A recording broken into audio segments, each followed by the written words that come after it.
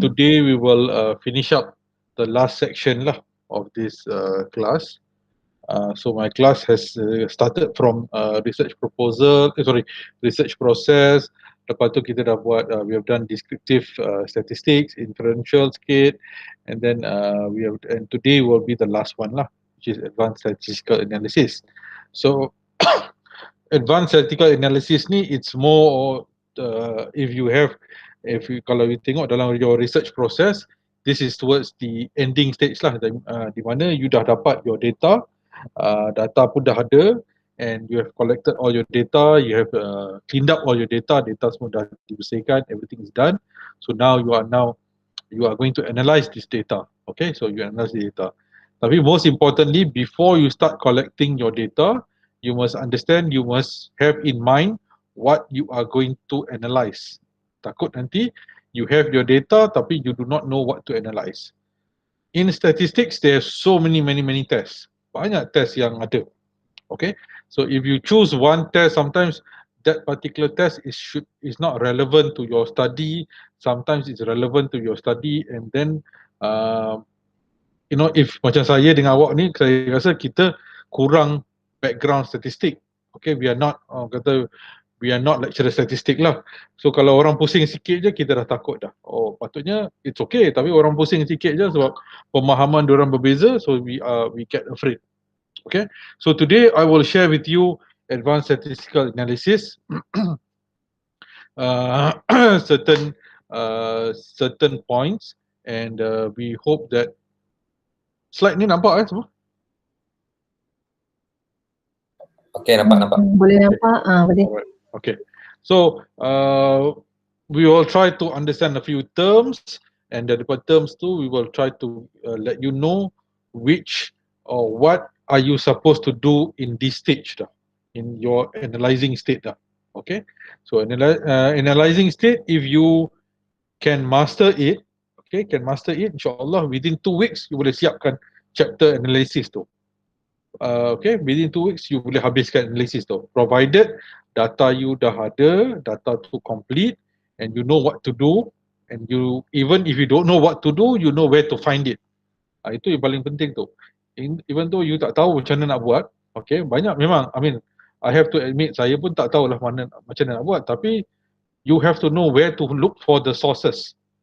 Okay, you have to know where to look for sources. Contohnya you look at YouTube, you Google, you beli buku, you check buku, you ask people, you ask the specific question lah. Okay, bukannya you just go with your data and say, okay, tolong analyze, no. Okay, so if you have everything in order, insyaAllah you can finish everything in dalam 14 days je. Okay, so refers to advanced model increasing applied to social work research that help address your research question. Okay, so what we are going to understand today is we are going to understand what is latent groups or latent variable. Very important, you kena tahu. What is the outcome? Adakah dia jenis binary or continuous? Binary is either 0, 1 lah. Okay, continuous data bermaksud you have macam dalam julat skala, okay, those are continuous data. Binary, gender lah, male, female, yes, no, those are only 2 options lah. And then we are also going to study effect size. This is very important. Effect size, optimal combination, what is the best untuk data, untuk variable ini, you get the best out of your research. And we are going to understand the best fit model. Okay, so before I continue with the following slides, I just want to explain to you effect size. Effect size is, what do you mean by effect size?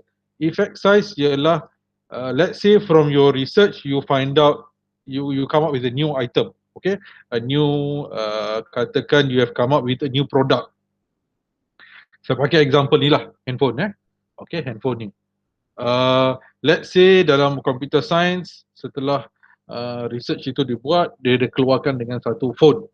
Okay, so now you have to see how this phone can be applied to other areas. Okay, so what is the effect of you applying this phone untuk tempat-tempat lain? So dalam research we will test your effect size. So what is the effect size? Jika effect size itu tinggi, meaning that means even if you apply benda yang sama in tempat-tempat lain, you will get the same marks or higher marks. Contohnya macam ni. Kita ada dua group. We have two groups of students. Satu daripada kelas A, satu daripada kelas B. Okay, then kita ambil seorang, kita fokus on kelas A, kita bagi dia kelas A ni, kita pilih seorang student yang tengah-tengah, yang tak pandai, yang tengah-tengah lah, yang average. And then kita bagi kelas ini secara keseluruhan, kita bagi dia tuition, kita bagi dia semua to see adakah ada effect on tuition on kelas A. Okay, and then akhir tahun kita tengok kelas A ni perform better daripada kelas B disebabkan oleh tuition kita. Alright? Faham? Okay, next we look at how much daripada student yang average tadi, berapa dia naik. Katakan dulu matematik ke subjek-subjek lain, dia average dalam 50, tetapi dengan tuition yang you bagi ni, dia kenaikan dia ialah sebanyak mungkin 30%, iaitu dah 80%. So we look how much has it affected. How much has he effect? Effect dia besar ke kecil? Kalau effect dia besar, bermaksud kalau effect size itu besar, bermaksud kalau kita ambil student average ni, kita campak dalam kelas nombor B tu, he will still have the same effect or even better. So that is what it means by effect size tu. So if the effect size is big, if you apply the same student kepada kelas lain, he will do better or he will do the same. Sorry, he will not do the same. He will do better. He will be better in that class as well. Okay, so that is effect size. Okay, so untuk advanced statistical analysis, you have a few types of software that you can use. Paling simple SPSS. Okay, but SPSS pun very limited lah. Okay, but if you are looking at doing advanced statistical software, you might look at MATLAB, ANOVA, Amos, Smart PLS. So these are the softwares that you can use lah. Okay, and we are going to learn about factor analysis dalam chapter ini, cluster analysis, reliability, rash modeling. Itu semua, these are some advanced statistical tests you can conduct. Okay, all right. So let's look at this diagram first. Okay, so let's first understand what does it mean by latent variable. Okay, so latent variable is said to be variables that cannot be measured directly. Okay, you cannot measure latent variables directly. Contohnya macam ni, intelligence, self-esteem, life satisfaction, motivation, happiness. Okay, we cannot measure happiness. Kita betul, kita ada soalan-soalan yang boleh mengukur happiness, but these are questions that you have questions only. You cannot measure the happiness directly. You kena bagi beberapa soalan, and from that question you justify yang orang ni happy. Okay, and happiness pun berbeza-beza. It's different in situations. For example, yang kita selalu buat dalam UiTM, happiness index. Soalan itu berbeza. Soalan itu is about happiness index working in UiTM. Okay, if you go to kedai nasi ganda, okay, you do a survey there, happiness makan nasi ganda, kita tak boleh ambil soalan UiTM apply to nasi ganda punya kedai. Walaupun dua-dua happy, but that is a different kind of happiness. Okay, so you cannot observe. Latent variable is something not directly observable. You cannot observe directly. You cannot. How do you say? How do you know? Macam ni, attraction. Macam mana you nak ukur attraction tu? So kita ukur melalui heartbeat. Kalau heartbeat dia naik, maksud dia attracted. Kalau dia cakap laju, dia attracted. Kalau dia selalu dapat phone call, maybe dia ada attraction dia. So these are the items yang orang kata it might show attractions. Okay, contohnya happiness. How do you measure happiness? Contohnya kalau dalam UiTM, maybe kalau happiness tu bermaksud you datang kerja every day. Okay, you datang kerja every day. You go back late, or you are always early for your class. So those are maybe some items that can justify happiness.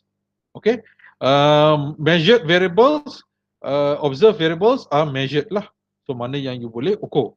Heartbeat, so heartbeat boleh diukur. Dalam 1 minit, how many? Dalam 1 saat, how many? Talking, kita boleh ukur dalam 1 minit berapa lama you cakap. Phone calls, boleh. Phone call, berapa banyak phone call yang ada. Okay, how many phone calls you receive. Gender, yes, it is measurable. Male, female. Age, ada number kat situ. BMI, okay lah, ini BMI itu tahulah kan. So these are observable variables, okay, yang boleh diukur. Ada numbers dia kat situ. Okay, there are numbers kat situ. Latent variables are things that there is no numbers. Okay, you measure it differently. Let's say you want to measure company performance. Okay, company performance. Okay, so you want to find out if the company is doing well. So that's the performance lah. Okay, so performance dari segi apa? Okay, dari segi banyak projek. Okay, ataupun syarikat itu punya bank balance tinggi. Okay, ataupun syarikat itu banyak cawangan. Okay, those are all performance indicators lah. Okay, but the thing, the same performance indicator cannot be applied to all companies. Let's say kita ambil satu syarikat multinational, Petronas. Let's say we want to find out the performance. So performance itu bolehlah you boleh ambil dia punya keuntungan tahunan, you boleh ambil dia punya bonus, you boleh ambil jumlah cawangan dia and so on and so forth. But you tak boleh, you cannot measure that, you cannot use the same performance measurement di situ untuk measure satu syarikat di Sri Iskandar. You cannot do that. That's totally different because that yang satu tu MNC, mungkin syarikat di Sri Iskandar lain. So you have to come up with different types of measurement untuk syarikat Sri Iskandar untuk measure performance. Yes, both are talking about performance, but the performance is different. You measure it differently. Mungkin untuk syarikat Sri Iskandar, you can say maybe dia punya keuntungan tahunan. Okay, maybe that. Maybe jumlah customer yang datang every day. Okay, so that as well. Okay, the number of customers, the number of products they sell. Okay, the number of maybe the number of workers they have. Okay, so these are all measurable items to measure performance. Okay, so in factor analysis, so now we are also going to look at factor analysis. Okay, so factor analysis is something you do inside advanced statistical class. Okay, so factor analysis is basically you want to find out, let's say happiness index. Okay, let's say performance, or let's say you are doing a survey. Okay, survey ini ialah untuk mengukur happiness. Okay, to check happiness. So now this survey is given to everyone dalam campus. Okay, so dalam survey ini mungkin ada let's say 40 soalan. So now you want to test in factor analysis, you want to test if soalan yang you tanya respondent, adakah sama dengan pemikiran awak. Okay, soalan yang awak tanya customer ataupun awak tanya bicara, awak tanya orang ramai, is it the same as what you have thought? Contohnya macam ni. Let's go about this. Okay, let's go back to this diagram. Let's say kita nak mengukur attraction kat sini. Okay, so kita buat satu survey.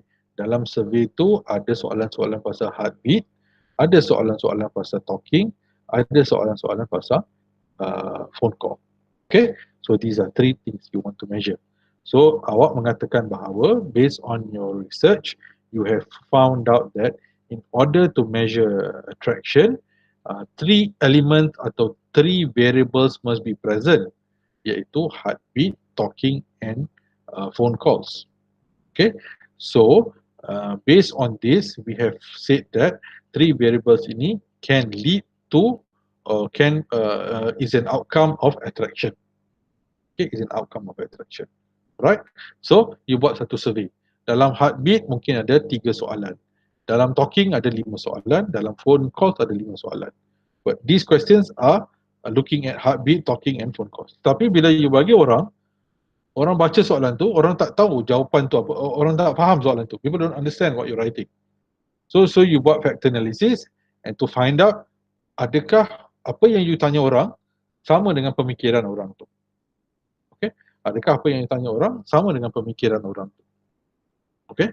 So if you get the answer sama, maka your survey is good. So that's why kita buat factor analysis untuk melihat, to look at if the items itu sama dengan apa yang you assume. Okay? So in factor analysis, there is two types of method. One is what we say as the EFA, Exploratory Factor Analysis. Ini biasanya kita buat di pilot test. Okay, pilot test. So dalam pilot test ini kita akan buat exploratory factor analysis. Kita explore.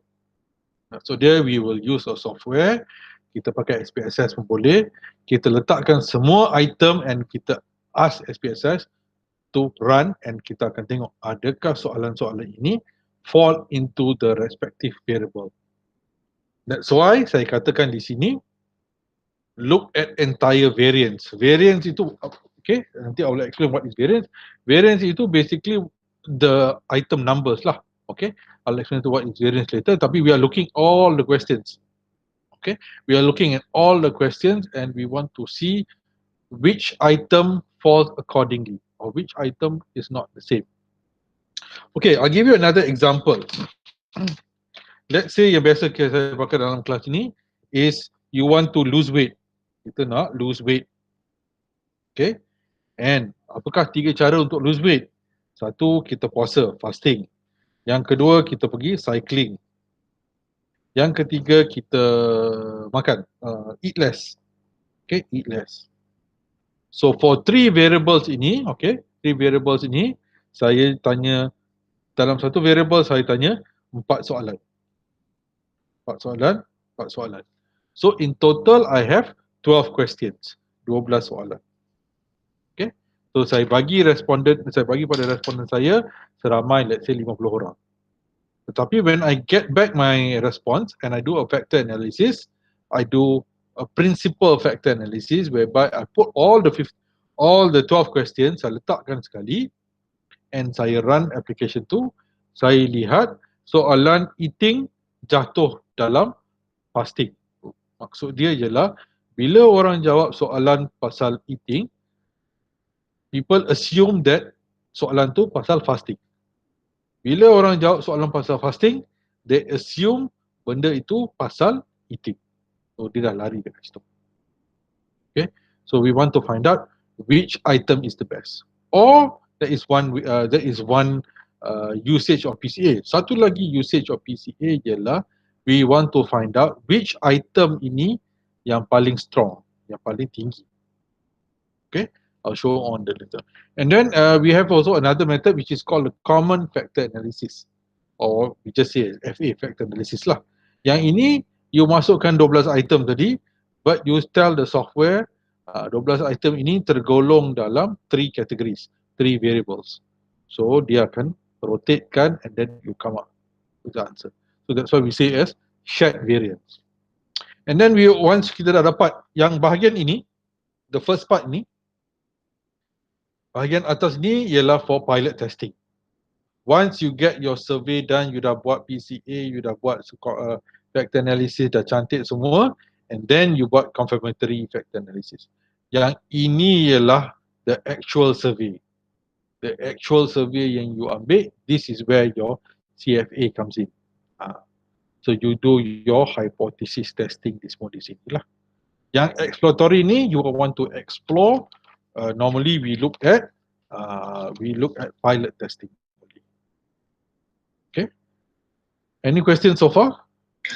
Doktor, saya nak tanya, kalau kita buat pilot testing ni, kita akan submit the survey dekat kelompok yang sama juga untuk men-survey ke atau macam mana ya? It is best kalau boleh submit kepada orang yang berbeza. Orang yang berbeza lah, because kita takut ada biasness kat situ. Tetapi in any case, let's say in Malaysia, let's say you are doing architect, cuma ada, let's say architect satu Malaysia or satu Perak ni cuma ada 100 orang, and your study is about Perak only. So you are limited. Mungkin you boleh ambil pilot tu tak payahlah sampai 100, mungkin you ambil 50, tetapi actual test tu you kena pakai 100, so you ambil semua, tetapi you have to justify this inside your thesis lah. You are using 50 people of the same respondents as your pilot.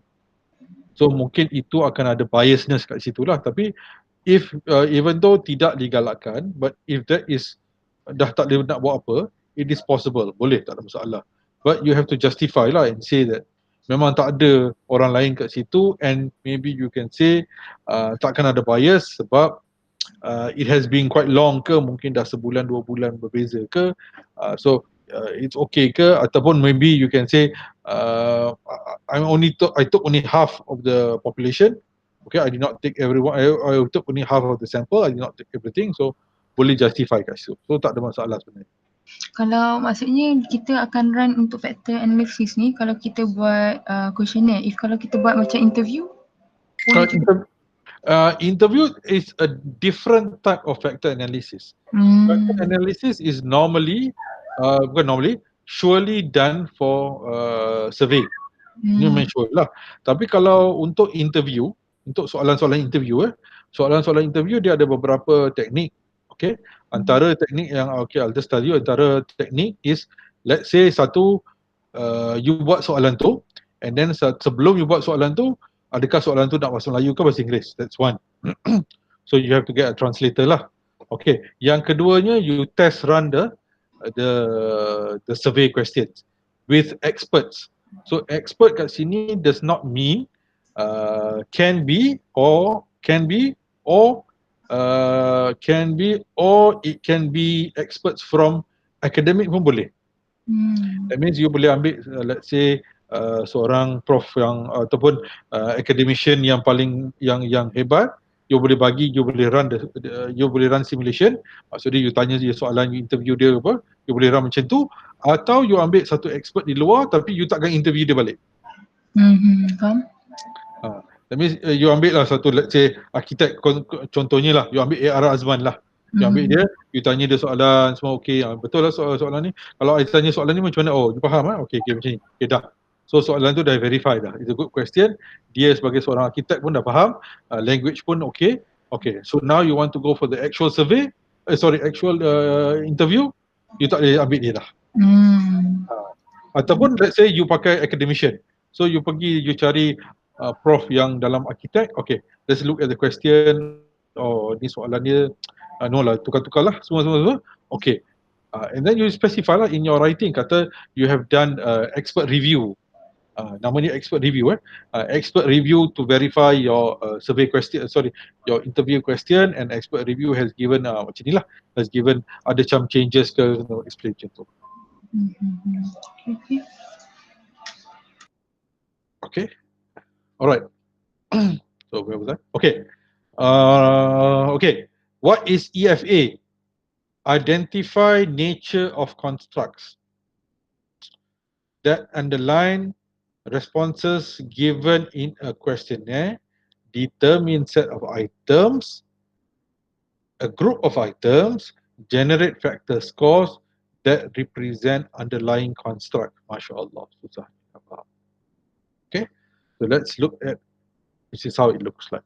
Okay, so what is factor analysis doing? Nampak tak soalan item-item tu? So I have 7 items. Tetapi item itu sebenarnya, item 1 and 2 sebenarnya mengukur factor yang warna biru.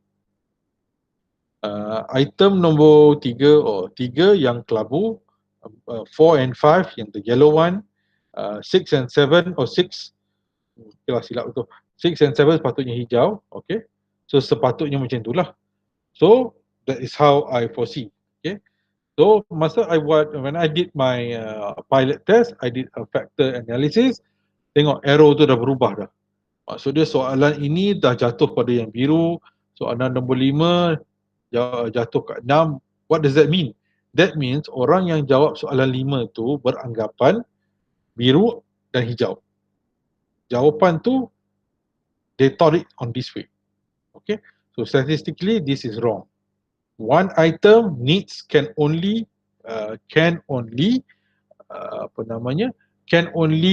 reflect on one factor. Okay, so that's why we say point number 2, correlation. One item can be only correlated to one factor. All right.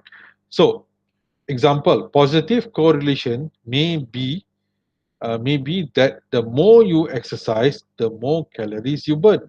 So that is a correlation. So exercise dengan kalori itu ada correlation. So correlation, when we talk about correlation, bermaksud ada naik, ada turun, ada naik, ada turun. Okay, that is correlation.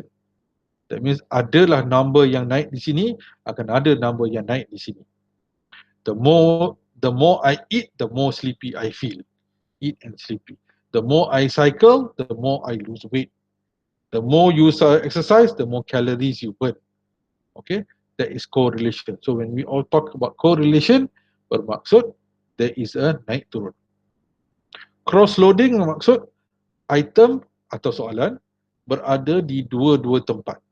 Berada di dua tempat. Sepatutnya item itu duduk di satu tempat, one factor, tetapi bila dia run berterabur. Okay. Contohnya kat sini saya bagi item 1 dengan item 5. Okay. Sepatutnya item 5 itu berada inside kotak kuning. Tetapi bila kita run, item 5 itu berada di hijau dan biru. Sama juga dengan item number 1, bila kita run sepatutnya item itu berada di kotak biru. Tapi when we run, we find out that item itu berada in the blue box and the green box. So it's what we say is cross-loading. Okay, then you also have a term called variance. What is variance?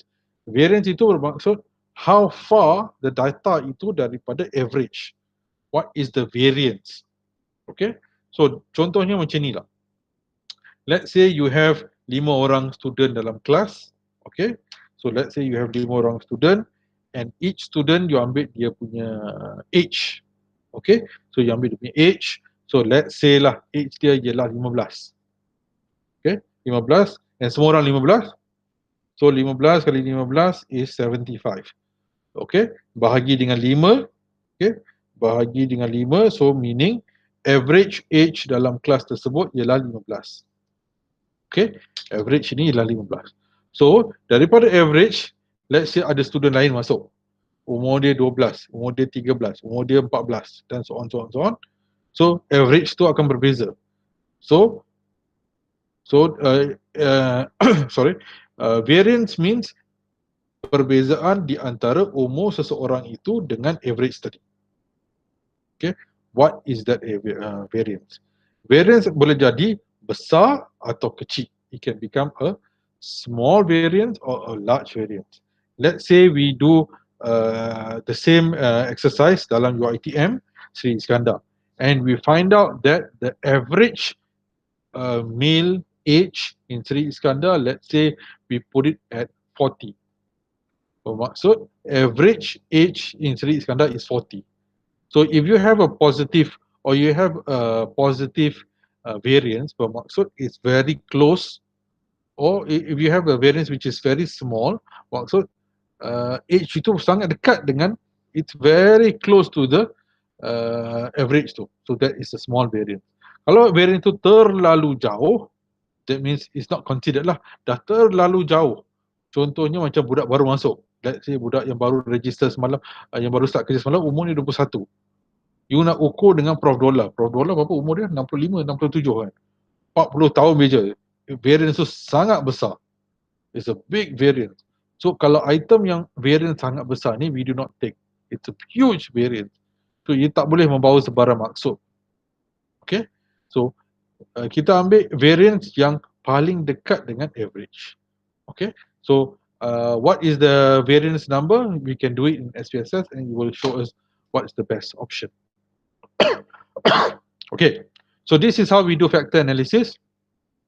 So kita buat factor analysis, kita run, alright, kita run, and selepas kita run, our items ini will fall into, automatically dia akan fall into beberapa kategori. Okay, how do you read this? Ini bermaksud soalan pasal great hospitality, bila orang jawab, dia jatuh kat faktor nombor 1. So soalan pasal flight on time, great food and atmosphere, all semua ni jatuh kat sana. Yang ini negative loading. So these numbers are called factor loading. Bermaksud the items have high factor loading or high loading, bermaksud item itu paling tepat untuk explain about factor 1. It's very good in explaining factor 1. So frequent fly program, economy and no hassle is very good at explaining factor number 2. Okay. So if you look at the numbers beside this, so meaning item ini hanya merujuk kepada factor number 1. It does not load well in factor number 2 and factor number 3. So this shows that this item, great hospitality ni, memang mengukur factor number 1. Okay, it's memang mengukur factor number 1. Loyal attachment ni. Loyal attachment ni, bila kita run, rupanya dia tak jatuh pada factor number 1, tak jatuh pada factor number 2, tak jatuh pada factor number 3. Bermaksud, it's a very weak item. So that's why kita buang item ni. Reduce the number of variables. Okay, reduce the number of variables. So mungkin soalan ni tak bagus, so kita buang. Always remember, if you are going to do a survey, terutamanya lah in your field, you nak interview experts in companies, in organizations, in project managers, semuanya orang busy-busy. Dia tak ada masa nak bagi you untuk menjawab survey for even 5 minutes. So you have to make sure soalan yang you develop is a very clear question and it takes the shortest time. Okay, so nak bagi seorang jawab for 10 minutes pun dah lama. It's very susah. Okay, so you have to reduce the numbers and make sure you get to the point. I'm sure kita banyak jawab soalan-soalan dalam UiTM kan. I'm sure we have done so many surveys kan.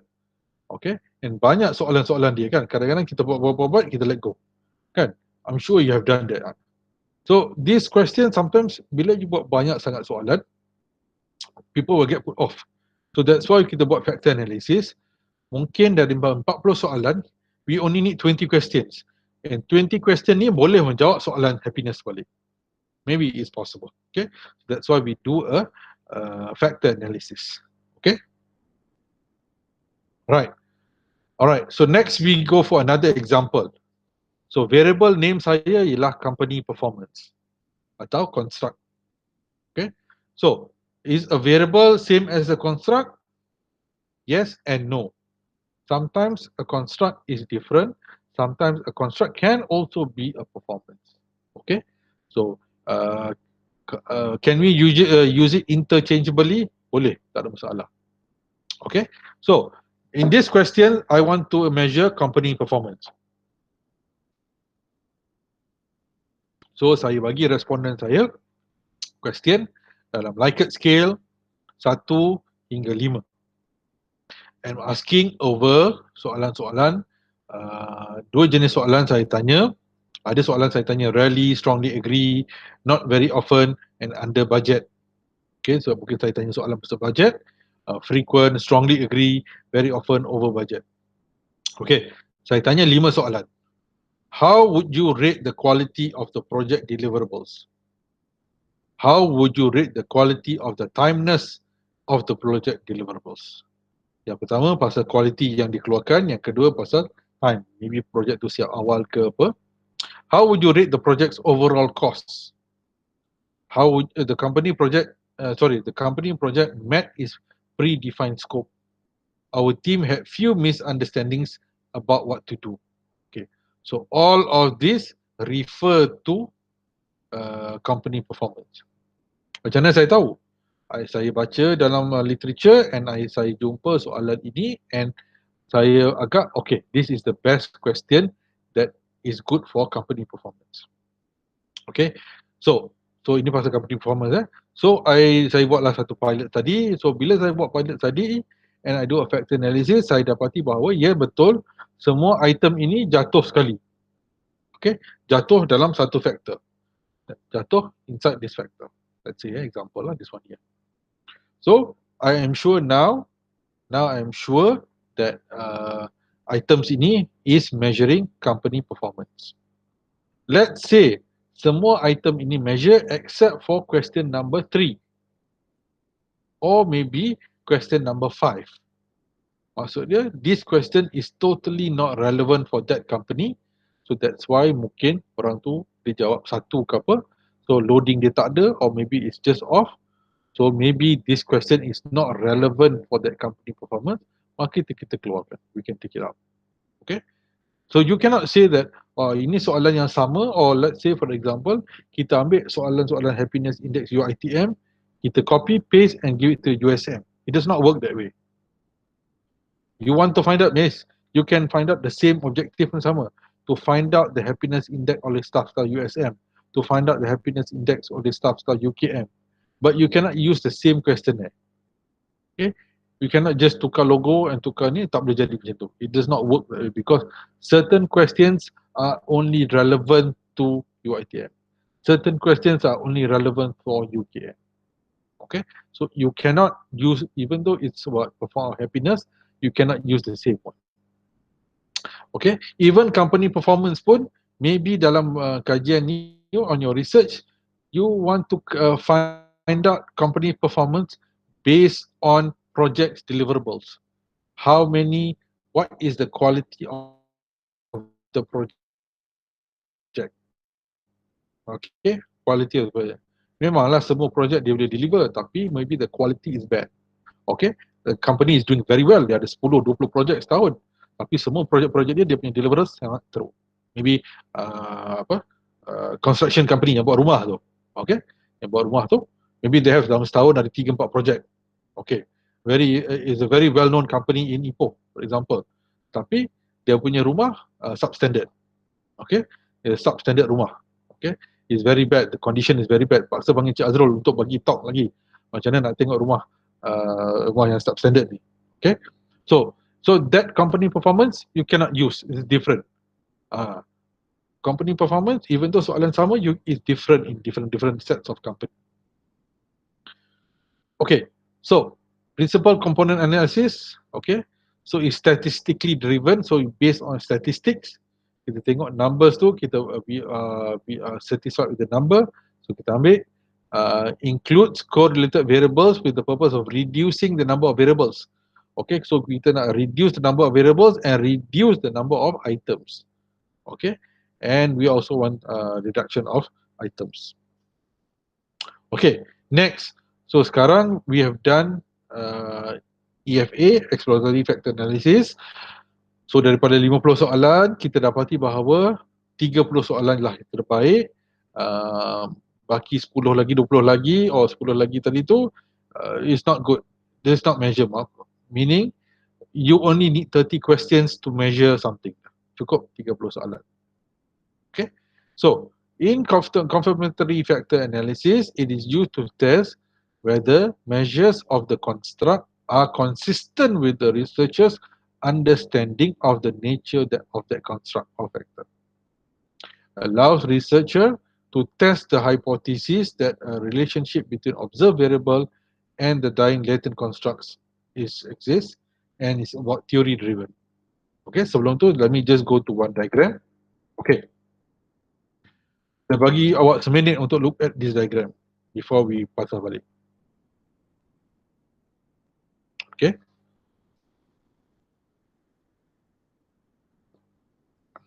Okay. Faham tak diagram ni? Do you understand this diagram?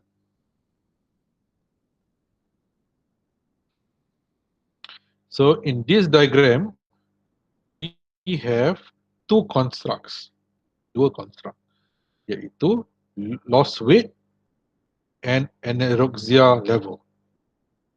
Anorexia tahu kan, yang apa tu, orang tak boleh makan, kurus kan. Okay. So if we look on the left hand side, cycling, fasting and eating habits contribute to loss weight. Okay, I think it's quite logic lah. The more you cycle, the better you lose weight. The more you fast, the better you lose weight. The more you control your eating habits, the better you lose weight. Okay, alright? So that's quite easy to understand. Okay, now we move on. Daripada lose weight itu ada satu line yang mengatakan bahawa losing weight leads to anorexia level. Mungkin the more you lose weight, the higher your anorexia level will go. Okay, and macam mana kita nak ukur anorexia ni? If you look at this arrow, nampak ni? Arrow ini berbeza daripada arrow cycling. This one masuk ke dalam, this one keluar. Okay? This one masuk ke dalam, masuk ke dalam, masuk ke dalam. This one keluar, keluar, keluar. Okay? So, factors yang masuk ke dalam ini, it is what we say as formative. Okay?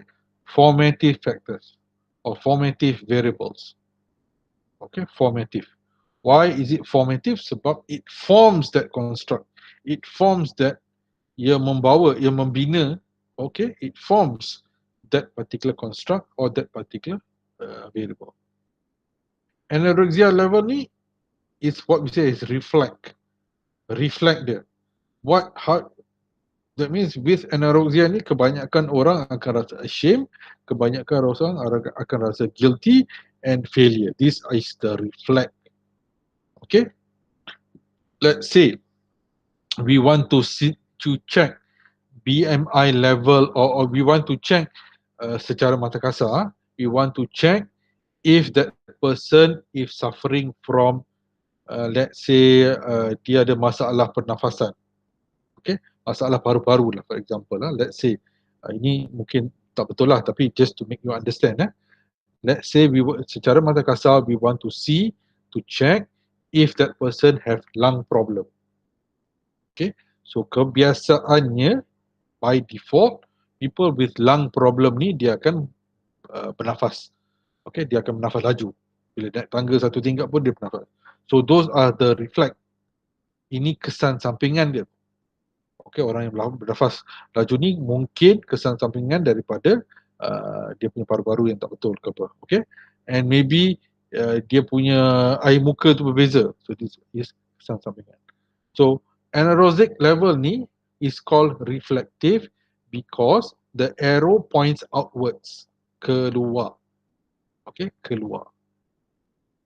Alright, keluar. So that's why it's reflect. It's not formative macam cycling. Cycling ni contribute direct.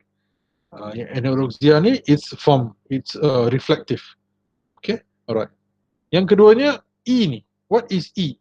E is a measurement error. Measurement error, kenapa ada measurement error untuk setiap variable? Yes, dalam statistik ni kita memang akan ada measurement error. We must always assume there is measurement error. What is measurement error? Measurement error ialah mungkin, contohnya macam ni, bila you buat soalan happiness index hari tu. How many questions do you have? 40, 50 questions? Adakah awak benar-benar jawab setiap satu soalan dengan betul jawab? Ada yang tak, ada yang ya kan. Even saya pun mungkin ada 2-3 soalan kita just belasah je jawapan dia. So actually that is measurement error tu. Sepatutnya soalan itu kita jawab tidak bersetuju tapi kita jawab setuju. Or sepatutnya jawapan tu tak kena, kita jawab kena. Okay? So those are errors. Ataupun soalan-soalan itu misinterpretation. What you are asking tapi orang fikir benda lain. Okay? So each variable will always have measurement errors. So dalam advanced statistical ni, we have to consider the measurement error. We have to consider measurement error. Kenapa kita kena consider measurement error? No? So because we want to find out the best diagram is possible. Or maybe there is something with low reliability. Soalan tu tak, it's actually not measuring anything. Okay? Alright. So what I want to tell you about this diagram is, I want to tell you about formative variable. formative, forms, and reflective, keluar. Okay? Alright, you have any questions about this particular diagram tak?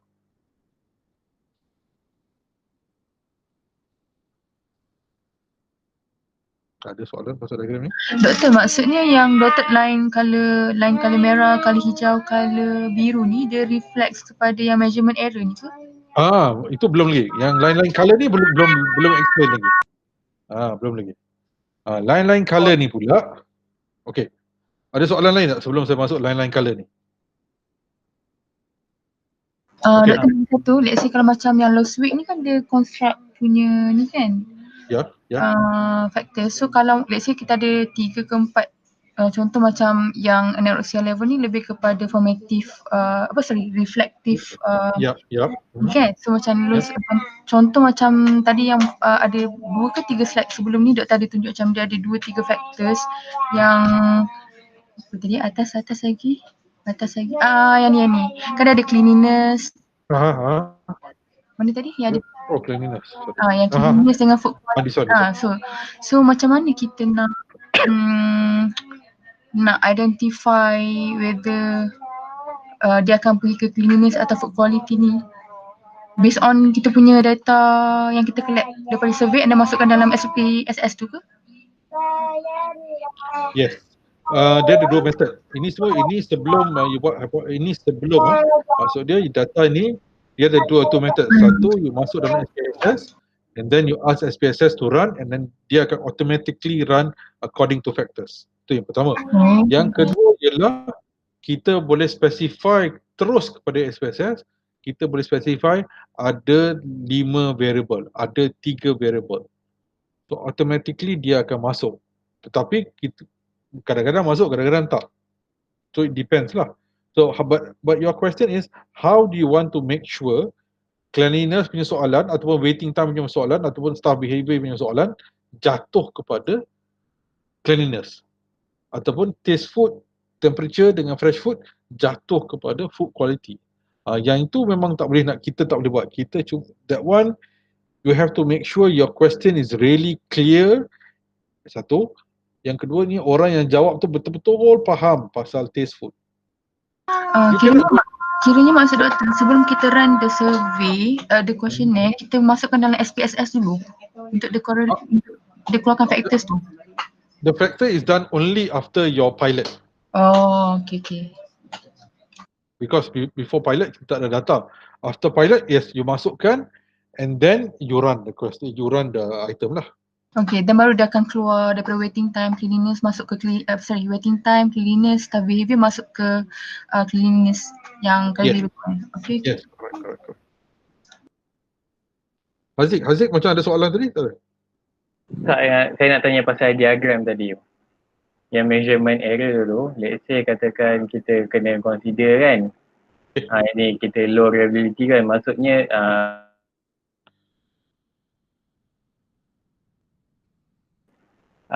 kita punya research tu fail ke atau macam mana? Ulang balik soalan yang terakhir tadi. Untuk yang measurement error ni, kan dia ada keluar reflektif kan, yang daripada lost weight ni kita pergi pada anorexia. So kita ada yang macam doktor cakap, kita kena assume untuk measurement error kan.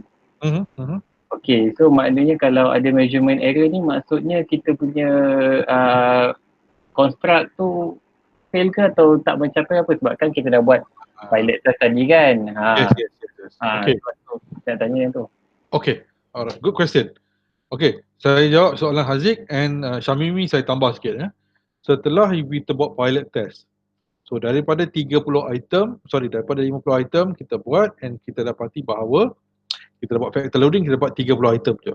Okay, so 30 item mungkin inilah dia study kita run and we find there's a measurement error. Measurement error ni memang akan ada. There will always be measurement error and you have to calculate your measurement error. Okay, so you have to calculate the measurement error.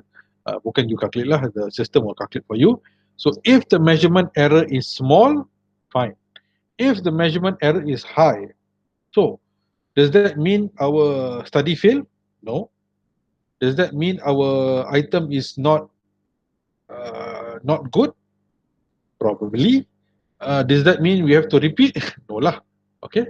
So what does measurement error show? Measurement error shows, yes, correct, the item is not strong. Tapi kita dah buat pilot survey. Kita dah buat pilot study hari tu. And we found in pilot, item tu okay, item tu run perfectly. So kenapa bila kita bawa to actual study, that particular item tu is not loading well? It happens. Okay, so if that particular item, Haziq, dia bukannya construct tu sendiri, item dalam soalan tu, if that item has a high measurement error, kita keluarkan saja. So that means what I'm trying to tell you is, Syamimi dengan Haziq, walaupun dalam pilot itu kita ada selepas pilot itu kita ada 30 soalan, bila kita bawa actual test, kita dapati bahawa selepas kita ambil actual data semua, hanya 20 soalan sahaja pun diterima juga. Pilot to the actual test 30 kepada 20, yes, boleh diterima, tak ada masalah. Okay, so measurement error tu can happen in any way. Mungkin masa kita buat pilot test, our our respondent tu hebat-hebat. Tapi bila kita buat actual test, our respondent yang kategori sama, tapi dia kurang hebat. Mungkin dia tak faham ke apa. So that is an error guys tu. Tetapi in any research, quantitative research, memang akan ada estimation untuk measurement error. Estimation saja. Okay, now balik kepada soalan Syamimi, line color-color ni. Okay, these colorful lines is if there is a cross-loading.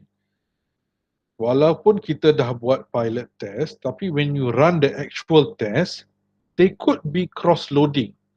Mungkin item ini akan jatuh sini, mungkin item ini akan jatuh sini, mungkin item ini jatuh sini. Oh mungkin, lagi best, eating habits ni terus kepada anorexia level. Could be as well. Dia tak payah masuk sini, rupanya dia ada kaitan dengan sini. Tapi yang ini sebenarnya, bila saya lukis diagram ni semalam, pagi ni bila saya tengok balik, secara research ni, kalau you find out that in your result and analysis, awak dapati bahawa soalan-soalan eating habits ni jatuh di bawah anorexia level ni boleh diterima because anorexia level ni talks about eating habits juga. So secara teorinya boleh diterima lah bila orang jawab soalan-soalan pasal eating habits ni is actually measuring anorexia level pun boleh juga. Okay, so ini pun boleh dikira cross rolling sebab item ini merujuk kepada lost weight or item-item ini merujuk kepada anorexia level. Sama dengan yang ini juga, dia ada cross loading kat sini. Okay, so actually dalam SEM nanti saya akan tunjuk, kita nak tahu juga apakah cross loading, jika ada cross loading, atau what is the factor in between this and so on. Okay, alright. So actually lupa satu lagi. Yang ini, this one here, lost weight and cycling ini, this is what we say as multivariate analysis. Okay, multivariate analysis. So what is multivariate analysis? Multivariate analysis or multiple regression is one dependent variable and many independent variable. Okay, so betul tadi losing weight kat sini and you have independent dia banyak kat sini. This is what we say as multilinear regression. Okay, multilinear regression. Okay, so multilinear regression boleh dibuat, can be done using SPSS, tak ada masalah. Okay, but if you have satu construct. Okay, kalau you nak buat yang ini pakai SPSS, tak payah, tak boleh pun. Boleh lah, you kena buat dua model lah, you kena buat testing tu 3 kali. Satu, you kena buat lost weight. Yang kedua, you kena buat anorexia level. And then you kena buat test yang ketiga untuk joinkan dua-dua. So susah sikit jawapan tu. Okay, yang ini you kena buat satu lagi test, it's one shot dia akan buat semua sekali. Kalau you nak buat multiple regression, it's only lost weight with 3. Lost weight is satu dependent variable and 3 independent variable, tak ada masalah. Okay, alright. Any questions? Next. Okay. Now we go into structured equation modeling. Okay. So kebiasaannya on masters and PhD level, you are encouraged to do, especially on your PhD level, kalau you buat quantitative, you are encouraged to do SEM lah, structural equation modeling. Okay, encourage. Encourage bukannya bermaksud wajib, tak. Ini encourage bermaksud glamour, tu je. So bila orang kata PhD, SEM ni baguslah. Okay, but sometimes glamour pun tak juga. Dia actually, what do you want to look for? What are you looking at? What are you studying? What is the main purpose of your study? The main purpose of my study ialah untuk melihat lost weight and anorexia. That is my main purpose. Okay, and I want to see which item contributes the most to cycling, or is there any problem with eating habits, or so on and so forth. Okay, or maybe you want to this is a new thing, awak nak mengkaji lost weight to anorexia level. Apakah kaitan di antara lost weight and anorexia level? Okay, that is what you are looking at. Okay, alright. So bila you buat confirmatory factor analysis, dia ada 7 steps lah sebenarnya, but I have shortened it down until I got 4 steps only. So first you have to define individual constructs. Apakah itu construct? Construct tadilah anorexia level, lost weight, yang bulat ni bulat tu is constructs. Yang the square the square boxes is variables, Latent variables. Okay, next you develop something which is called the measurement model to test validity and reliability. Is the items valid and is the items reliable? So bahagian 1 dan bahagian 2 ini merujuk kepada exploratory factor analysis. Okay, bahagian 1 dan bahagian 2 ini merujuk kepada exploratory factor analysis. Okay, so berapa kali saya kena buat exploratory factor analysis ni? Sebenarnya kalau ikutkan step ni, you kena buat 2 kali. Semasa you buat your pilot, you buat benda tu, and semasa you buat your result analysis pun you buat benda tu juga. 2 kali you buat benda tu. Okay, ini semua. Okay, alright. So what is reliable and valid? Okay, so saya bagi contoh ni lah. Screen payah. Kita bagi tengok diagram yang bawah ni. Yang look at this diagram below here. Reliable but not valid. Item ini bagus tapi not valid. Low validity, low reliability. So dia berterabur. Not reliable, not valid. Both reliable and both valid. Okay, so this is what we want. Is the item reliable and is the item valid? So ada item yang reliable tapi is not valid. Ada item yang low validity, low reliability. Dia berterabur. Okay, ada item yang not reliable and not valid as well. Okay, dia ada. But item yang kita nak haruslah reliable and valid. Okay, each construct of interest should be construct of interest or factors should be indicated by 3 variables. Okay, each construct of interest should be indicated by 3 variables. So, apakah tu?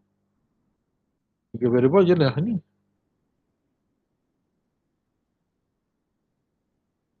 This is 3 variables. Okay, looks nice. 3 variables. Sekurang-kurangnya. Okay, right. Sekurang-kurangnya kalau you ada 2 pun terima juga tau.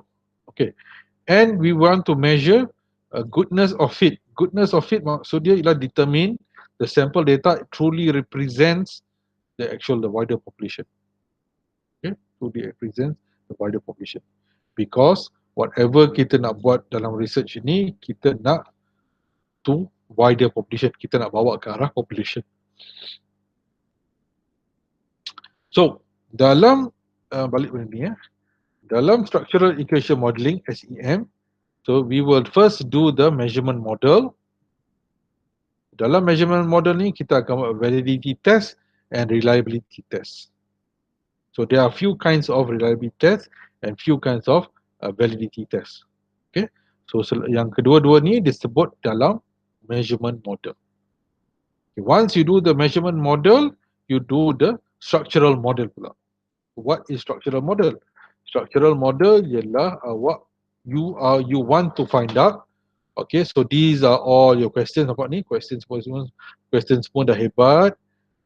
Error pun dia dah measure, error pun sikit. Okay, and questions are valid and sudah. So now you want to look at the structural model. What is the connection between this? How strong is this to this? What is the effect of this towards this? Ini naik, ini turun, ini naik, ini naik, ini turun, ini naik. You want to find out. So normally, if we look at this diagram, so we are looking at construct to construct. We want to find out what is this construct? How strong is the construct? So when we're talking about construct, how strongly, we are looking at your hypothesis. Okay, hypothesis. So, question, adakah to run your hypothesis, kita perlu ada SEM? Tak perlu sebenarnya. You do not need to have SEM until if you want to measure construct to construct. If you want to measure construct to construct, then you have to have SEM, structural equation modeling. If you are only measuring macam ni, if you are only measuring this, let's say this is hypothesis 1, 2 and 3. Macam ni lah, dalam kes-kes macam ni. This one you can only have multiple regression. Boleh pakai multiple regression. But if you are looking at 2 constructs or even more, then you have to use SEM. Okay. So SEM technique, look, the main item of SEM technique ialah kita nak lihat between constructs. We want to study the between constructs. Okay. SEM is a part of multiple regression analysis. Ialah sebahagian daripada multiple regression analysis. Multiple regression analysis ialah one dependent variable, many independent variable. Satu dependent variable, banyak independent variable. Satu dependent, banyak independent. But if you are looking between construct to construct, ini ke ini, then you have to do structural equation modeling. Okay? So software apa nak pakai? Itu satu lagi juga. Ada jenis-jenis software yang boleh buat structural equation modeling, Amos, Smart PLS dan macam-macam lagi. So you have to choose which software suits you the most for what you want to do. Okay? Alright. So if you look at figure 1, so figure 1 has a few things here. So we have the construct dalam yang hitam ni, intention to share knowledge, intention, organization climate, subjectivity norm and attitudes towards sharing. So these are the main construct and these are the ada yang second order, ni semua you tak tahu lah. You only look at your variables kat sini. These are the construct. Okay, these are the construct. Or these are the factors, sorry. Factors, construct and so on. Okay. Okay, so in structural model, we are looking at path coefficient. Apa pula path coefficient ni? Okay, so inside path coefficient, we want to find out what is the loading of that particular item. So, adakah path coefficient ni sama macam factor analysis? Yes, it's almost the same. It is the same. Okay, so kalau kita tengok sini, small diagram here. So, these are the path coefficient of this particular item and of this particular factor. So these are the items, yang kotak-kotak ni adalah items. So these items, how this item, nampak ni, oh this is reflective lah. Nampak ni, these are reflective. Kenapa dia reflective? Sebab arrow dia keluar daripada factor ini.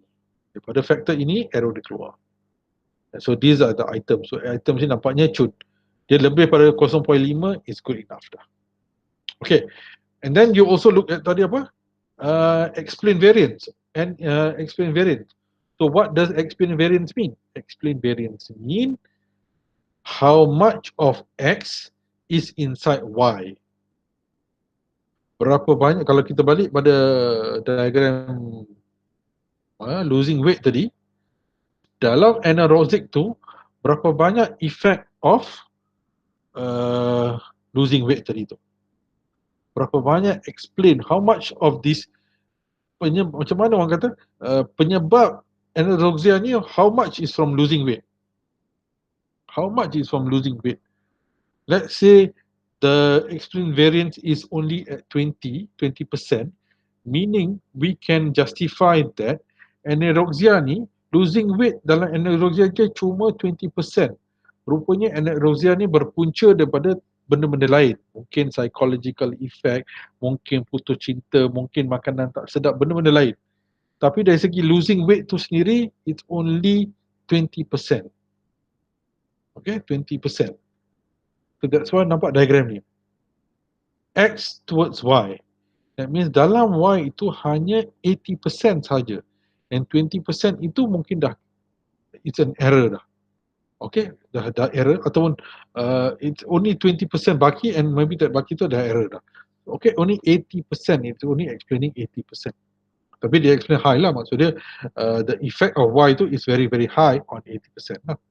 Tapi if you're looking at losing weight dengan anorexia tadi, let's say losing weight hanya at 30% or 0.3, meaning anorexia level tu only 30% out of it is valid. Yang benda-benda lain tadi is something else. We do not know what is that. Okay, cepat, seminit tanya soalan.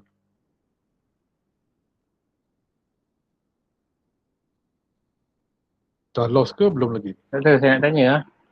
Saya katakan tadi kalau kita buat, kita ada measurement model dengan structural model kan. Let's say kalau kita ada satu construct saja, maknanya kita stop dekat measurement model lah. Tak perlu linkkan antara construct dan construct. Kalau kita ada satu saja construct. Kalau kita ada satu je construct. Kalau kita ada satu je construct, this one lah, for example, this one kita bagi ni then we don't have to go to SEM pun. Kita habis dekat multiple regression analysis. Cukup kat situ. Maknanya measurement model lah kan? Yes, just do your measurement model and habis kat situ saja. Tapi kalau you nak masuk SEM pun tak ada masalah, boleh je. Tapi the main objective for SEM dia nak construct lah. Tapi if you want to go on, tak ada masalah. Tapi by right dah boleh berhenti kat situ je lah, buat measurement model and that's it lah. Okay.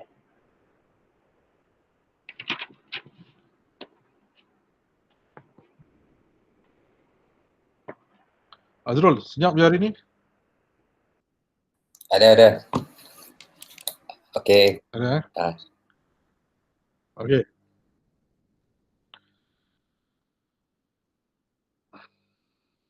Okay. So, explain variance ni faham tak? What does it mean by explain variance?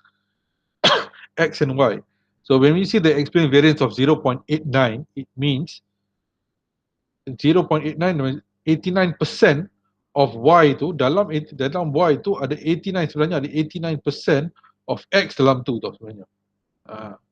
So if you say losing weight dengan anorexia tu, let's say garis itu menunjukkan 0.89, meaning anorexia ni memang dalam dia ialah pasal daripada losing weight. Memang it comes from losing weight. Okay, memang it comes from losing weight. If the line is only at 0.2, meaning anorexia ni yes, ada 20% je. Losing weight hanya contribute 20% daripada orang-orang anorexia. Okay, alright. Next we look at effect size. How much impact X over Y? Okay, so what is the impact over X over Y? What is the, adakah sama dengan explain variance? Almost the same. Okay, effect size dengan equivariance. Untuk masa sekarang kita samakanlah, tapi sebenarnya ada perbezaan lah effect size tu. Okay, dalam SEM model, we are also looking at maybe sometimes kita ada two types of moderator, variable, moderator and mediator. Okay, moderator and mediator. What does this mean? Moderator. What does this mean? Mediator. Mediator tu sometimes macam orang tengah lah. Mediate. Okay, it mediates this. Okay, let's kita buat macam ni. IV significantly affects mediator. Maksud dia sini kepada sini. IV affects the DV in the absence of mediator. Maksud dia kalau ini tak ada pun dia boleh masuk sini. The mediator has a significant unique effect on DV. Sini pun ada juga effect. The effect of IV and DV shrinks upon the addition of mediator.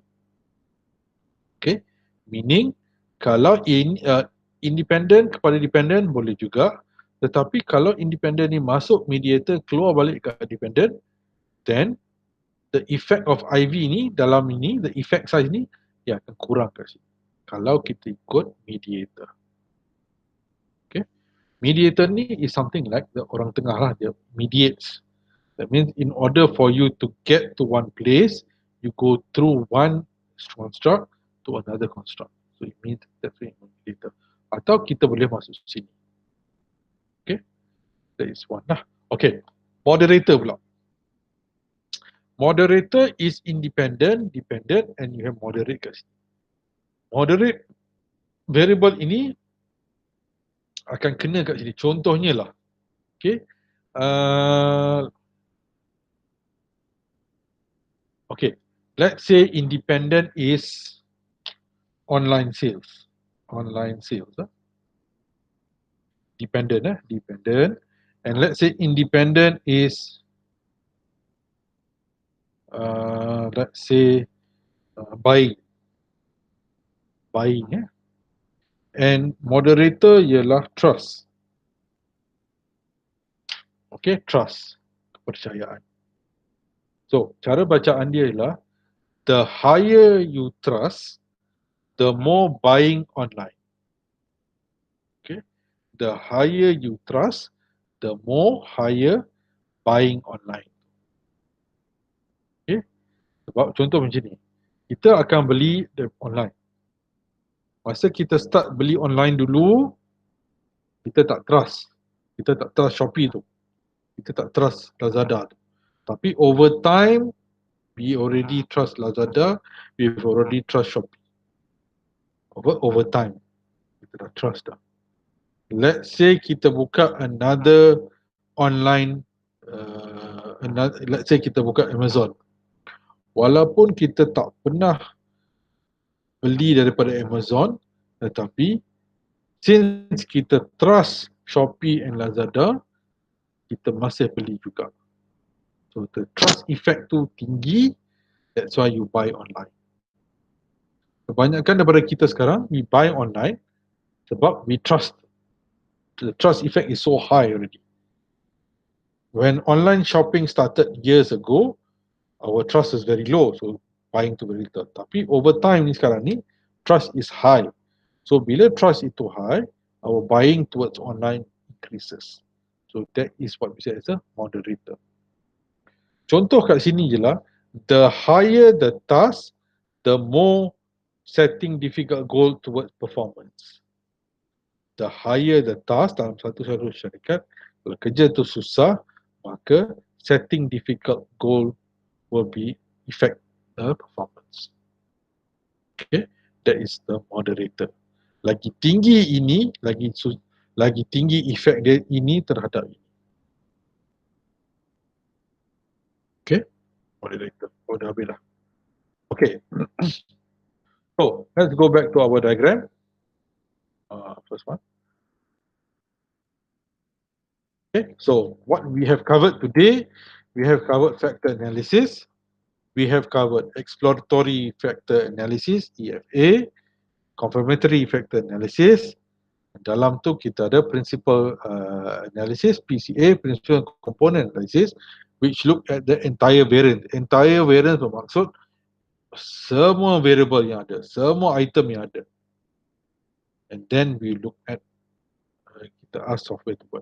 Kalau confirm factor analysis ataupun common factor analysis ataupun FA by itself, we look at shared variance. Shared variance bermaksud we tell the system which items fall into which category. So kita dah baca, so we want to find out which item falls into which. We tell the system. Okay? And you want to do confirmatory factor analysis, first you start with measurement model. So Haziq, soalan awak tadi tu, bila kita ada satu construct je, kita buat sampai sini. Betul tak? Betul. Yes, true. We only do this. Tapi actually kita buat ni dua kali tau. We are actually doing it twice already. Sebab bila sebelum you buat survey, you akan buat EFA. Sure, you akan buat EFA. So, these two items ini, EFA and CPA ni, is actually done twice. Di sini buat, di sini pun buat. Tapi di bahagian measurement model ni, lagi detail lah as compared to this one. Okay. Some supervisors will tell you to do measurement model di sini juga. Boleh, tak ada masalah. You can also do that. It is possible. Some supervisors will tell you, selepas you explore ni, terus you buat measurement and you buat structural. Semasa pilot pun tak ada masalah. Tak salah. Okay. Kebiasaannya orang buat PCA saja. Habis kat situ. Untuk pilot. But tak ada masalah juga because you are using the same question juga. You akan pakai soalan sama. So masa CFA, masa pilot test, you can do your measurement and structural model. Okay, you can do your hypothesis testing. Tak ada masalah. Okay, contohnya macam ni lah. So, kita buat satu pilot test. Kita run. Okay, EFA kita. So, and then we can also run our hypothesis. Tak ada masalah. Okay. And normally some people will do that. Yes, akan ada research yang buat dua kali. So dia akan compare. Masa dia buat pilot test, hypothesis tu tinggi. Masa dia buat actual test, hypothesis tu rendah. Why ya? Kenapa jadi macam tu? Dia mungkin akan study juga. So can you do your CFA during your pilot test? Yes, you can do your CFA during your pilot test. Tak ada masalah. Okay. Puan Farah okey ke di situ? Okey, saya dengar. Okey. Sebab saya cuba untuk relate dengan saya punya study kan. Saya nak tanya, pilot study yang Dr. sebut tu sama ke dengan prelim survey tu? Ulang balik soalan apa Farah? Kan tadi Dr. sebut pilot survey ke pilot study tu. Sama ke dengan prelim survey tu? Pilot survey sama lah. Sama lah kan. Prelim apa dia orang selalu guna prelim. Preliminary study. Sama yes, lah tu. The same thing. Okay. Sebab saya punya term dekat yang dengan supervisor saya, dia orang guna prelim survey. Maksudnya sama kan. Yep. So kan, it's the same. Prelim survey saya tu kualitatif. Dia more to exploratory tu kan.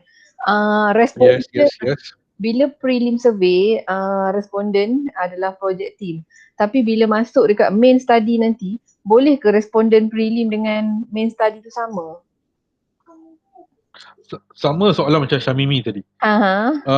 Dia boleh, tak boleh, dia macam ni lah. Dia ada dua pandangan masyarakat. Pandangan masyarakat lah tu. Ada yang katakan tak boleh disebabkan oleh contohnya ialah you nak survey arkitek. Okay, untuk actual survey you nak pakai arkitek. And then pilot study pun you pakai arkitek yang sama. So mungkin akan ada bias sebab arkitek itu yang dia dah tengok soalan awak, so dia dah tahu cara jawapan. So jawapan yang you akan dapat mungkin bukan jawapan yang betul. Okay. Another what you say is another school of thought kata boleh kalau dah memang tak ada orang dah. Meaning maybe you're looking at specific architects. Mungkin you cari dalam Perak ni arkitek yang yang orang kata buat spesifik, yang buat masjid je. Yang buat orang kata bangunan je atau buat rumah je. So they are limited, so you can use that as well lah, tak ada masalah. Okay, you can use that. Ataupun macam ni, let's say you have let's say satu Malaysia, kita dalam kiraan saya ada 1,000 orang arkitek. So daripada 1,000 orang arkitek ni, randomly untuk pilot study, preliminary study, awak ambil 50. Okay, you dapat pilot study, and then you pakai WhatsApp message, you hantar. So kemungkinan 50 yang tadi tu jatuh balik dalam 1,000. Jatuh balik dalam WhatsApp group you. Yang itu tak apa. Sebab dia, you ambil satu sampel yang sangat besar. Itu tak apa. Itu orang tak boleh argue. Sebab sampel you besar. So kemungkinan dia kena sebab sampel tu besar. So tak ada masalah. Tapi kalau sampel itu kecil, you ambil orang yang sama 2 kali, untuk saya dia akan jadi bias lah. But if you can justify that memang itu sahaja yang manusia yang tinggal, boleh je pakai, tak ada masalah.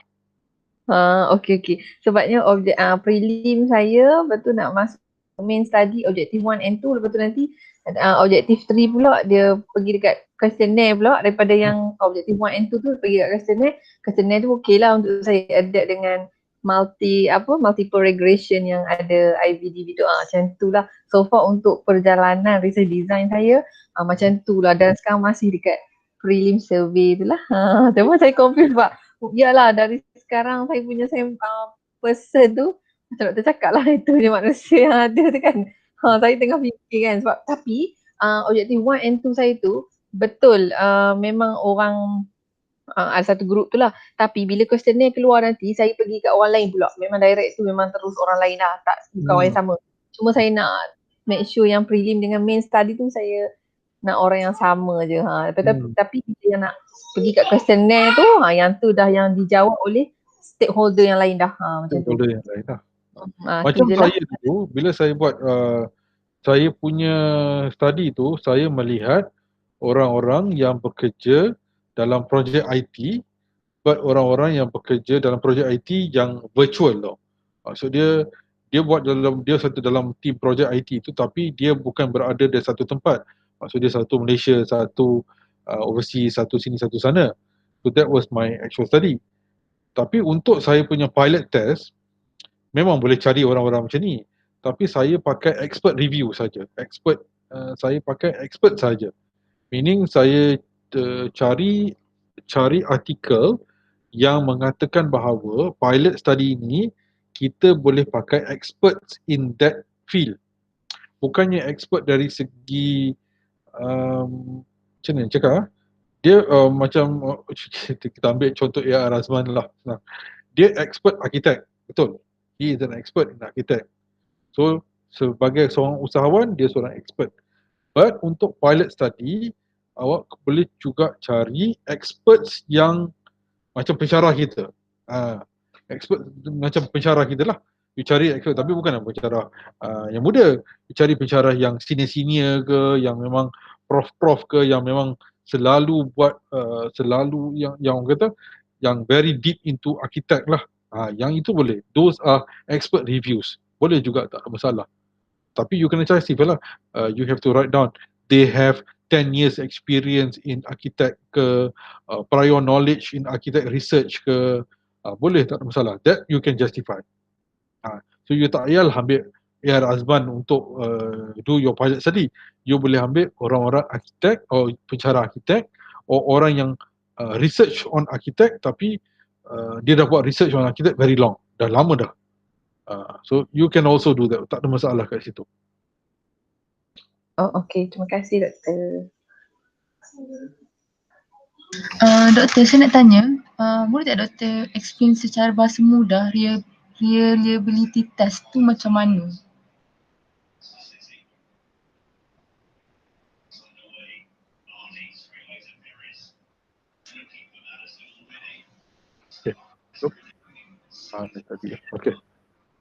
Okay, reliability test ni is reliable but not valid. Okay, dia ada validity and reliable. Okay, reliable test means contohnya macam ni, soalan pasal happiness index.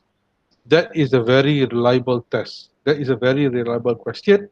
Tetapi you cannot use that reliability towards that happiness punya soalan itu is not reliable untuk organisation lain, untuk tempat lain. That is only reliable only for that condition, iaitu dalam UiTM saja. It's only reliable di sini saja. Okay, di sini saja. It's not reliable or anywhere else. You cannot take the same question, ambil happiness index tu, tukar UiTM jadi UKM and pass it to UKM. Ni buat soalan. You cannot get, you will not, dia takkan sama. Dia tak reliable soalan tu. Sorry, apa Syamimi? Oh, maksudnya kira let's say macam that questions kita fokus kita untuk designers for example, so dia tak reliable untuk any others group lah macam tu Yes, correct. Even though nama dia sama, but you cannot use, it's not liable to use that. Contohnya tadi, saya nak cari company performance. Okay, I want to find out if the company is performing well. So kalau company di KL, company macam Petronas, Shell semua, I can ask lah, your profit last year berapa, your bonus berapa. Sebab bonus tinggi pun shows company is doing well, performance is doing well. Tapi I cannot use that same question to syarikat di Sri Iskandar. It's not, tak reliable lah. Tak masuk akal lah. Saya tanya soal syarikat kecil tu, berapa you punya bonus? It doesn't make sense. Okay, it's not reliable. Okay, and then valid pula, that question is totally not valid. Tak ada kena mengena langsung benda tu. It's not at all valid. Okay, it's not valid at all. That means you tanya happiness index dalam soalan performance. You tanya soalan performance dalam happiness index. It does not go well. That is not valid. Okay. Kalau reliable tu maksud dia, kalau baca definition tu, the outcome is consistent. Soalan ini kalau ditanya di KL sama dengan jawapannya di Sri Iskandar. Happiness index punya soalan, jawapan dia akan sama dengan USM tadi tu.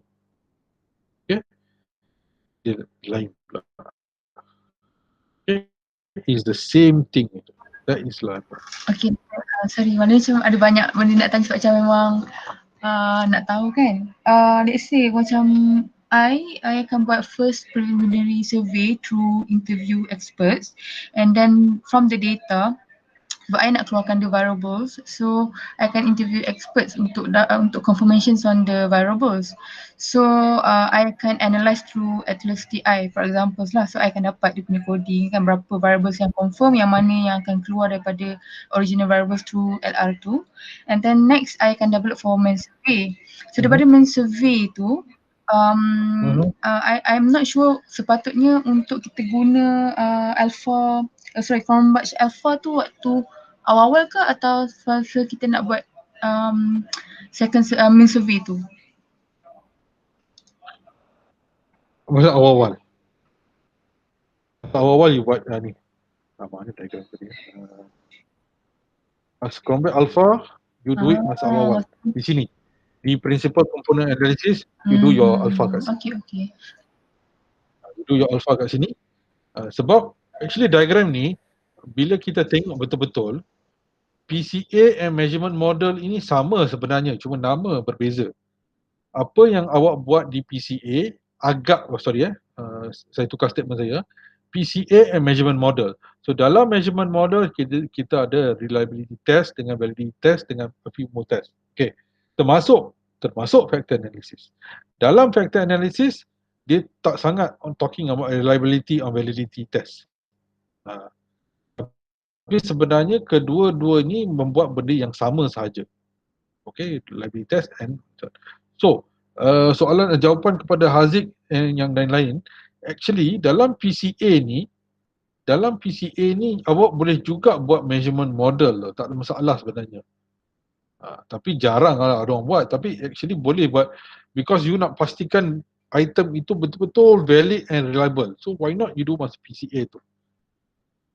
Pun tak ada masalah. So for your Chromback Alpha, kita buat di PCA atas tu and we can redo it again pun dalam measurement model, tak ada masalah. Okay, thank you. Doktor, saya nak tanya kalau let's say kita ada banyak construct, bawah pecahan construct tu kita ada beberapa item lah. So kita buat factor analysis yang mana dekat sini kita nak tahu mana item tu valid atau tak. Mana yang tak valid tu boleh tak kita sekalikan mana item yang tak valid ni under one construct which is others lah, for example others. Yang kat sini tujuannya mana kat sini kita akan mengurangkan measurement error pada peringkat Yes. Boleh. I think I get your question. Mana item-item yang kurang itu you groupkan satu tempat and you buka satu faktor baru and then yes, betul. Saya faham soalan awak tu. Betul kan soalan itu kan you nak tanya kan. Maksudnya item yang kurang itu you groupkan tempat lain and then you run balik and then untuk mengurangkan measurement error tu. Betul tak? Betul macam tu lah maksud saya. Yes, boleh, tak ada masalah. Actually, dalam principle component analysis, let's say satu cara macam Haziq cakap lah, mana yang kurang kita kumpulkan, letak satu faktor and mungkin satu faktor yang lepas ni kita akan namakan lah. Boleh. Ataupun bila you run PCA tu ada satu item tu yang 50-50. Sepatutnya item tu tak sangat 50-50 tapi kenapa dia jadi 50-50, you pun tengah fikir kenapa item ni 50-50. Sepatutnya item ni tinggi. Kalau based on my reading semua tinggi. Tapi kenapa bila you run, you buat pilot test, item ni sangat rendah ataupun very low. But your gut feeling kata you nak simpan. Boleh, tak ada masalah. It does not mean if the item is low, you throw it away siap-siap. You can justify dalam writing awak, you keep the item until you come to factor analysis. Katakanlah bila you buat measurement model, item yang sama muncul kali kedua dengan loading yang sangat rendah, then you kena buang lah. And then you can justify balik, you kata betul lah item ini memang rendah sebab 2 kali dah rendah. Masa PCA pun dia rendah, masa measurement model pun dia rendah juga. Kalau katakan item ni tiba-tiba masa measurement model itu naik, masa PCA tu dia rendah, masa measurement model tu dia naik. So what can you say? We can justify and say that alah PCA ni I tak pakai expert. Rupanya expert punya pemahaman itu berbeza dengan pencarah punya pemahaman. Pun boleh juga, tak ada masalah. So whatever you do in your TC, you have to justify why you do it that way. Dia tak ada salah tau, it's not wrong tau. Cuma untuk statistik ni, cara analyze itu haruslah betul. The test that you use should be correct. But how you write the process tu, boleh, tak ada masalah. Let's say you buat PCA and you jumpa 5 item yang rendah. Tapi sayang nak buang, you nak simpan lah, simpanlah. Boleh. But then you have to justify lah kenapa you simpan benda ni. And then tiba-tiba dalam measurement model, item tu naik pula. Alamak, naik. So you can write down kenapa item ni. You boleh bagi satu justification lah kenapa item ni penting.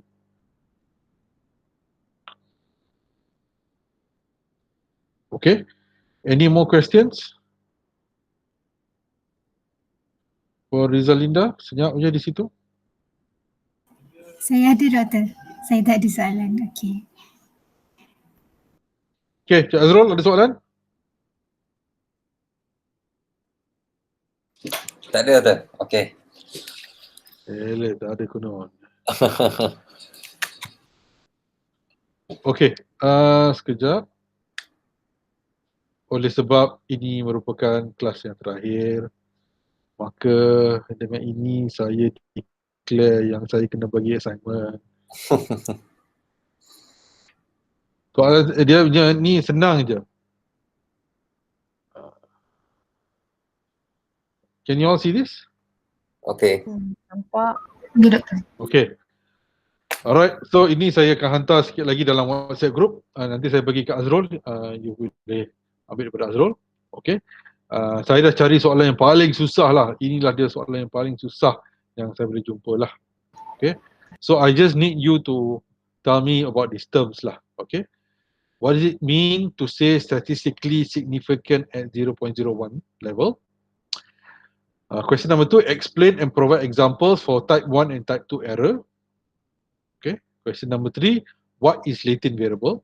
Provide an example, or kalau you nak lukis, buatlah lukisan. What is a control variable? Okay, provide an example. Tadi saya dah explain pasal control variable. What is variance? Tadi I explain. So I need you to provide an example as well. Explain in brief what is the measures of central tendency. Kita ada buat. I think ada buat. Yes. Okay. List and provide 3 reliability test and validity test. Ini untuk Syamimi. Sebab dia tanya soalan pasal reliability. So kita tanya. There are 3 types of, ada beberapa reliability test. Okay. So I need you to provide me and provide example juga untuk 3 reliability test and 3 validity test. Explain and provide an example for moderator variable and mediation variable, not the example mentioned in the class. Okay, so I need you to draw a diagram and buat satu description, explain about that diagram. Kenapa you kata that is a moderation and kenapa you kata that is mediation. Okay, so soalan ini akan membawa, assignment ini akan membawa sebanyak 20% tak silap saya. Okay. Dia tak ada jawapan salah atau betul lah. Dia ada, jawapan betul ada, salah tak ada. Okay. So senang je soalan-soalan ni. Okay. It's very straightforward, very simple. I'm not asking you any calculations. I just want you to understand the terms je. Okay, these are the terms. Variance, reliability test, moderation variable, mediation, latent variable, type 1 and type 2 error, significant at 0.01. Benda-benda ni you kena tahu. Okay. Alright. So it's due on next 18 ni Friday. So just email me saja. Email saya and sebelum pukul 5 lah. Okay. Terus tak besok. Terus ingat. Okay, soalan ni nanti saya akan WhatsApp kepada Azrul nanti. Okay, Doctor. Thank you. Okay. Alright. So ini soalan simple lah. I think you can do it. Not much. But I would love you to see kalau you boleh lukis diagram ni, even better. And bagi saya sedikit explanation. Explanation tu based on what you understand. Itu paling senang. Ni je. I just want to know what you understand je. Okay? Alright. So if you have no questions, let's stop for today. Okay, jangan lupa nota ada online and you can download it later on. Okay, and I will email you this. I will WhatsApp you these questions later on, and you can start doing it. Okay. Alright. So thank you very much. It's been nice knowing all of you. Jangan risau, jangan segan. Awak tahulah mana nak cari saya. Mungkin saya berlega-lega di mana-mana.